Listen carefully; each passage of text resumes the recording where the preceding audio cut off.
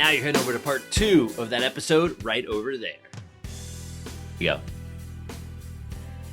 All right, we are back here with Gil Blander. We're going to get a little bit real, a little bit more raw here. So, we spoke about longevity in the beginning, and just when we paused the recording for a minute, you mentioned something that I think is really intriguing, which I'm going to go check out. So you mentioned a podcast. So you mind sharing? Yeah, we started a podcast that's called Longevity by Design. And in the podcast, we interview the best and the brightest scientists that studying aging. And basically, we're trying to first to tell the audience about the life in the lab.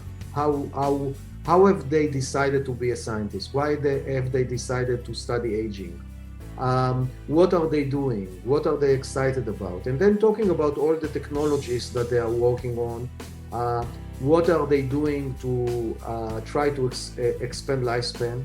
What are the newest and the brightest in the aging research? So it's a very exciting podcast. We already interviewed like 20 leading scientists, and we are planning to interview more and more and basically expose the wealth of information about longevity research to the audience and allow them to understand what is going well, what is not going well, what is really the expectation of those scientists, how long can us live when we will decease. So I think that's a very interesting and very exciting endeavor for me, and I'm really excited about it. Yeah. So what is one of the most exciting things that you learned from the interview that you didn't know? Yeah, I learned a lot about the recent development of longevity. I learned that a lot of them are actually using lifestyle to live longer. So they are exercising in order to live longer. They are working on their nutrition. A lot of them are doing intermittent fasting, which we haven't had a chance to discuss, but that's a very common intervention to live longer. And basically, the easiest way is to do 16-8, basically 16 hours of fasting and 8 hours of feeding. So a lot of them are doing that to live longer. Some of them are going even more extreme and started to take some supplements that or some drug that are related to longevity or been shown to increase longevity in model organisms. So that's also interesting for the audience to learn. So I think that there is a lot of interesting information to know and to learn, especially for someone that wants to live longer. I think that's a very good resource to get an update of what's happening inside the best labs in the world that's studying aging. Yeah, and I know you're obviously using the app like we said earlier in the show. What are maybe the top 3 things that you realized as you've been on this journey that you've had to take up, whether it's exercise or food or sleep or whatever lifestyle choice that you're going to get? What did you find out? Yeah, so for me personally, I'm doing intermittent fasting. So I'm trying not to eat until 10 a.m. So I have, let's say, a late breakfast. And the early dinner, I'm trying to eat before 6, and then I have the 16-8. And it's pretty easy because when you get into the routine, it's not too hard to eat only at 10 and eat again at 6. I want to say that if someone is heavily athletic active, and if you run a marathon at 6 a.m., I would expect you to eat a bit after that and also eat before that. So at the day that you are doing that, don't keep the caloric restriction, unless you are shifting it and have a very early dinner. But don't fast when you are exercising more than an hour. That's not recommended. So I'm doing a caloric restriction.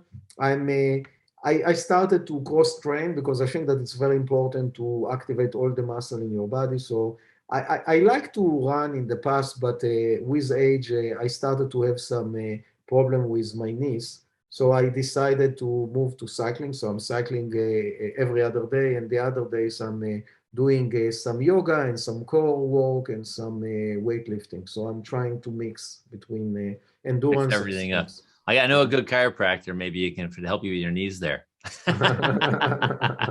No, all kidding aside. And I was thinking this in our first conversation, but I figured I'd save it for the video. With all of the research that your company is going through or reading through, and then obviously some of the research that you're doing, with my chiropractic mindset, just to bring some neurology into this, knowing that the central nervous system is like the the mainframe of the human structure itself, or the human experience, I should say. I would wonder, because I know we impact the vagus nerve, we impact, the healing, we impact the frontal cortex, all this really cool stuff, this research that's been pouring out in the chiropractic world is really not, also like you were saying, is not really found in the public space. I wonder if you took some athletes that were, athletes that used chiropractic versus not, if you would find a difference, even if they were all prescribed the same, not same, but their specific nutrition, their specific movement or stuff, just because of the neurological component. Because I see crazy things in my practice all the time with people that start coming in with lower back pain, and all the nerves that feed the digestion, their digestion gets better in a matter of months. People that can sleep better after their first few weeks of care. So I wonder if that would play a role, like that would be neat in your research to see. Not that I think it's easy to do, but just curious. Yeah, I think that it's a very good idea. Actually, we are talking right now, not exactly the same, but someone that helping people to lose weight by basically cutting their gut and make it smaller.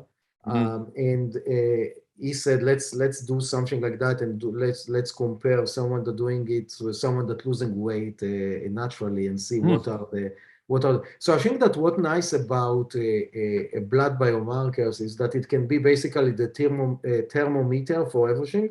And I think that definitely, I'm sure that if someone is a nervous center, or their muscles or their bones are better, I'm sure that the biomarker will look better. Yeah. And I think that it will be a very interesting study to do, and to have, you can even do before and after. Yeah. You can come and sample a person before, and then sample him or her after a training session with you or someone like you, and then show what is the change that happened for the biomarkers following that. I'm sure that you will see something. Yeah, no, it's interesting because I told you that I was at a research facility earlier this past year in 2021, and we did this antioxidant test, and I'm sitting with the scientist. I'm all in scrubs. I'm all geeked out here. I'm like, I don't really know what's going on, but I'm doing this test, and he was giving me the numbers, and I don't remember what they were, but let's just say it went from 0 to which means you're not alive probably in this thing, all the way up to, we'll say 60 or 70,000, which would be like Superman. And he hooks me up to the device. I say, so what's normal? What are your professional athletes? Not me. I'm not a professional athlete. I'm a professional. That's an athlete. I'm not the pro, we'll say. And he goes, oh, we a really good athlete that we take care of will be 40,000 on this marker. And then he decides well, I'm at 25. And so I do the test, and he's going, oh my God. I'm thinking holy cow, it's either really bad or good. I don't know what's going on. So I came out at 65,000 or whatever it was. I was almost 80 or 90%. And he goes, what do you do? This is not from running.